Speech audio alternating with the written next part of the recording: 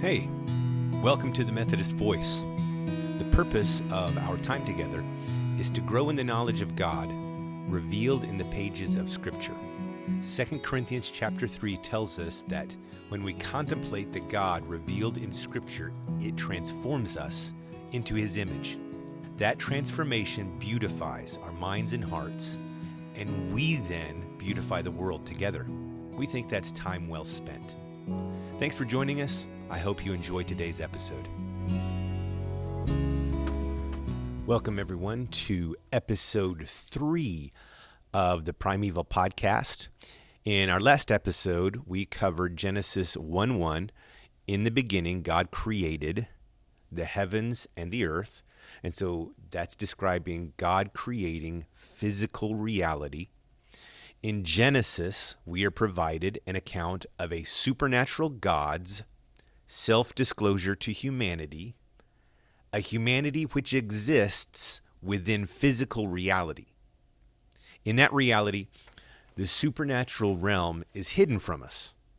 As such, the creation account of Genesis doesn't discuss with much detail the creation of other key characters who exist in a non-physical, supernatural reality.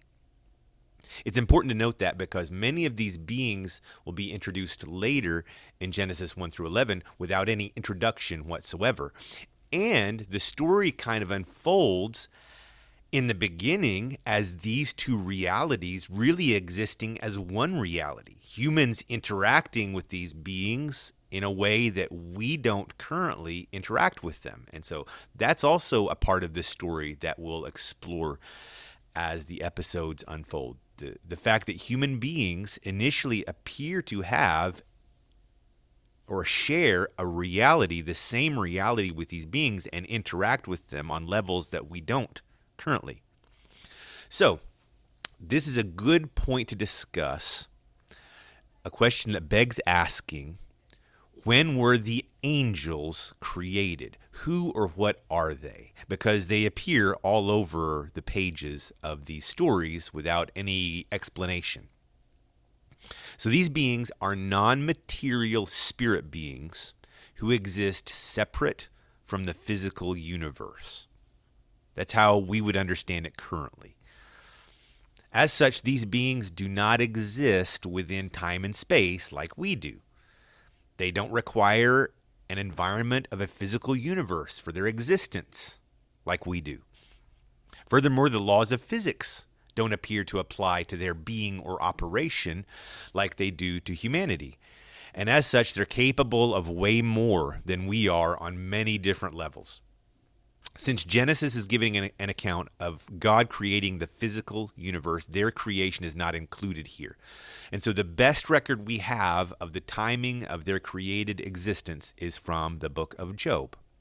In Job 38, and this will play into, when we get into the 7 days of creation, Job 38 and this description will play into our thinking there as well. Here's what it says in Job 38, verse 1. And this is in response to Job kind of lamenting the circumstances of life that he has suffered and the injustices that he feels he has suffered, and his contemplating those with his friends. This is God's response to all of their opining.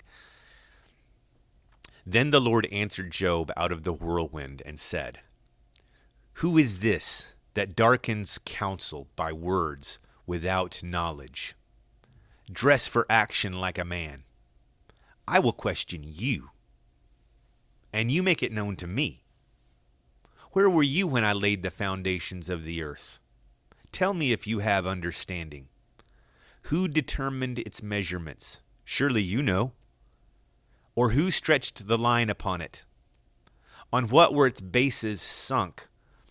Or who laid its cornerstone? When the morning stars sang together, and all the sons of God shouted for joy." It's important to consider this here in our study of Genesis, because while the creation of these created non-material and in comparison with humans, godlike beings, what we typically call angels, is not recorded anywhere in Scripture. Their operations are everywhere. So Job, what we just read, is the closest account of their creation, that they were present and participating while God was in the act of creating the physical universe. They're already there. And so their operations are everywhere, and that applies to both for good and for evil. And so this will be especially important to consider when we discuss the downfall of humanity, which we're going to read about later in Genesis, the blame for which will be largely borne by the rebellious and evil contingent of these beings. So in order to better understand their role in the story, we're going to look at what the Dictionary of Deities and Demons in the Bible has to say about these entities. This is a very good resource. And so let's first look at what it has to say about the word angels. It's based upon the Hebrew word malak. And so the consonants L and K in the Semitic languages signify send. It's a function, with a more focused nuance in certain languages of specifically send with a commission, send with a message. They're messengers. And so malak is a job description. It's a function. It's not a class of being. So this speaks of a role that these beings fulfill, not the nature of the beings itself. A problem arises because the same word is used of human beings who play this same role both in the Old and New Testaments. The Bible characteristically uses malak to designate a human messenger. Here's an example: 1 Samuel 11:4, 1 Kings 19:2. A small number of the over 200 occurrences of the word in the Old Testament refer to God's supernatural emissaries as God's envoys. They represent extensions of God's authority and activity, beings mighty in strength who perform his word. Psalm 103:20. Supernatural messengers in other ancient Near Eastern cultures typically are identified by the lexical item or the definition in that language, also used to identify human messengers or subordinates sent on missions. So there is therefore no specially reserved term to distinguish a class of such gods, little g gods, from other little g gods, on the other hand, or from human messengers. And so the translation of malak by angel in English Bibles obscures the ancient Israelite perception of the divine realm. Where English angel is used, where the English angel is the undifferentiating term for all of God's supernatural assistants, malak originally could be applied only to those assistants whom God dispatched on missions as messengers. Thus, an early Israelite from the period of the monarchy would probably not have identified the term, like cherubim and seraphim, as malakim, or angels, because the frightful appearance of these creatures, cherubim and seraphim, would have made them unlikely candidates to serve as mediators of God's message to humans. And indeed, there's no record of their ever having done so in the Old Testament. So even the Greek word angelos meant at first simply messenger. It's only in later texts in the Old Testament and everywhere in the apocryphal in the New Testament texts that the words malak and angelos became generic terms for any of God's supernatural assistants, whether they function as messengers or not. So the word malak, or angel, is the word we use to refer to humanoid-looking divine beings. We'll continue to use that word throughout this podcast for the humanoid-looking divine beings that are manifest in Scripture. And even those appear in several different types or classes. So For instance, in Jewish literature from the Second Temple period, a tendency can be observed to differentiate between groups, categories, or ranks of angels. For instance, the word archangel is used. It brings a hierarchy into the angelic world. Not all angels are created equal. Not only do they have different functions and different types or classes, but different ranks. There's a lot more variety there than what we typically think of. A lot of different roles. So there's a kind of a hymnic passage was probably in something that was sung, or a poem, extolling Jesus Christ in the book of Colossians. It says, "For in him all things in heaven and earth were created, things visible and invisible, whether thrones or dominions or rulers and powers." That's a variety of different positions of authority and spheres of influence held by these divine beings. That's what it's referred to. All things have been created through him and for him. So even though they're divine in nature and they have significant positions of authority and large spheres of responsibility, they're still created beings by the one true God and his unique Son, Jesus Christ, and they're created to serve his plans and purposes. Not all of them do. That's Colossians 1:16. So here the term thrones, like the other words, denotes heavenly beings. You could use the term gods, little g gods. It occurs within this meaning only here in the Bible. But the words are found in similar lists, like in 1 Corinthians 15:24, Ephesians 1:21, Ephesians 3:10, 6:12, 1 Peter 3:22, whilst rulers and powers are mentioned together in places like Colossians 2:10 and 15, 2:10 and verse 15. The author of the epistle to the Colossians is not interested, and we'll say it's Paul, in the exact function or hierarchy of the four heavenly beings mentioned in 1:16. He emphasizes that all of them are subordinate to the Creator and his Son, the firstborn of all creation, in whom they were created. They have definitely been subdued and rendered powerless at the death and exaltation of Christ. They've been defeated. Believers have authority over these beings. That doesn't mean that they have ceased to exist or ceased to function. Paul refers to them as the god of this world. Satan, the leader of them, is the god of this world. So there's a hierarchy that exists on the good side of the equation and the bad side of the equation. Colossians 2:15 and 1 Peter 3:22 says they have been defeated, even though they continue to exist and function. But at the end of time, every ruler, every authority and power will ultimately be destroyed. So there will be an end to their existence and function. 1 Corinthians 15:24. Human beings should worship God and his Son, not inferior angelic beings. Now that should be obvious, but you've got to say it. Just throw it out there because somebody will get scared because you're talking about this topic like you are. I don't think anybody listening to this thinks we're supposed to be worshiping any of these beings. We're only worshiping the one true God and his Son, Jesus Christ. But let's move on to a different term. And a different divine being altogether. There's the term cherubim. It occurs 91 times in the Hebrew Bible.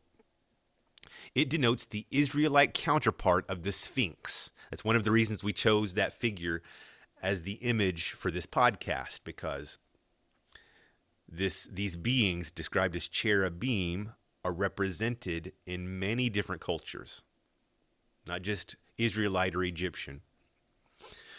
But it's the Israelite counterpart of the Sphinx, known from the pictorial art of the ancient Near East. And that's true, like we say, in Egypt, in Assyria, many different places. You can find these types of characters even in China. In the Bible, the cherubim occur essentially in two functions as guardians of a sacred tree or as guardians and carriers of a throne. While the biblical cherubim sometimes appear as guardians of the sacred tree, we'll see that in Genesis chapter 3. You'll also see it in 1 Kings 6:29, Ezekiel 41:18, Ezekiel 28:14. The most important function of these beings is that of bearers of Yahweh's throne, like found in Ezekiel 10:20. In this function, the cherubim express the royal majesty of Yahweh, his holiness, his presence. The other word that we find in the Bible describing an even different class of beings is the word seraphim. That's the name given to beings who sing to Yahweh as king, like in Isaiah 6, verses 2 through 3. They carry out an act of purification for Isaiah in verses 6 through 7. The seraphim are now generally conceived as, wait for it, winged fiery serpents with certain human attributes. That's weird. It's generally taken, the word seraphim, as a derivative of the verb serap, to burn, to incinerate, to destroy. Is it ringing a bell for you? Since the verb is transitive, serap probably denotes an entity that annihilates by burning. While the etymological sense is thus the one who burns enemies. The term refers several times to some serpentine being. Now that should be creating a picture and ringing a bell for you of a creature in mythology described as doing these types of things. In light of how these beings are described, hopefully it's brought up the picture of what we call dragons here. Just like the figure of the Sphinx can be found all over the world in ancient cultures, so can the figure of the dragon. Dragons are worshipped in places like not just the ancient Near East, but China, even South Central America. They have figures like the Aztec god Quetzalcoatl. And there's no explanation for that. Why do all of these completely disconnected ancient cultures have this dragon figure that they recognize and worship? There's no good explanation for that.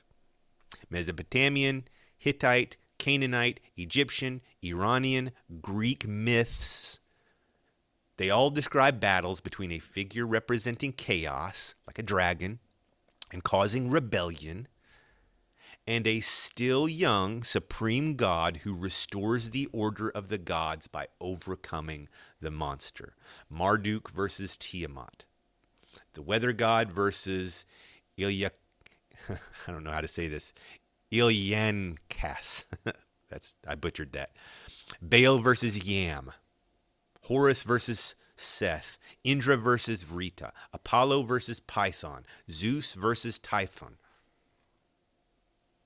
The conflict usually takes place in primeval ages, but is sometimes transposed to the world of human history and reenacted on special occasions like a military victory or an ascension ceremony, whereby the king appears as the god who triumphs over the dragon. The execution of rebels and other enemies seems sometimes to have been inspired by the killing of the dragon in mythological traditions. So it's a common myth found in all cultures throughout time. So in closing, it is the rebellious contingent of these beings who were likely worshipped by the ancients. They were rebellious in receiving worship from the ancients. That is what they desired, and it was not tolerated by the one true God revealed in the pages of Scripture. It's the activity of these beings which was recorded in their mythologies, and even in Jewish books like Enoch. Genesis is going to function to set the record straight on precisely who the uncreated God is, how he is differentiated in both character and type from these created, but in comparison to humans, little g, godlike beings. They play a major role not only in Genesis 1 through 11, but in the entire story of Scripture. So this has just been a brief introductory overview of the topic. Likely, according to Job, these beings were created before God began the creation of the physical universe, and they witnessed and celebrated, to some extent may have participated with God in the creation of the physical universe, so their knowledge about it far transcends that of human beings. So that's why we're covering it here. And this has just been an introductory overview, but stay tuned because we will be discussing with even more detail in future episodes the nature of the being and the activity of these creatures as they're described and alluded to in Scripture, but only in very vague ways. We'll have to get more information about them from other places that reveal more information about who and what these beings are, how we're to think about them, how we relate to them, etc. So, hope you enjoyed this episode. We will continue in the book of Genesis chapter 1 in the next episode. See you then. Have a good one.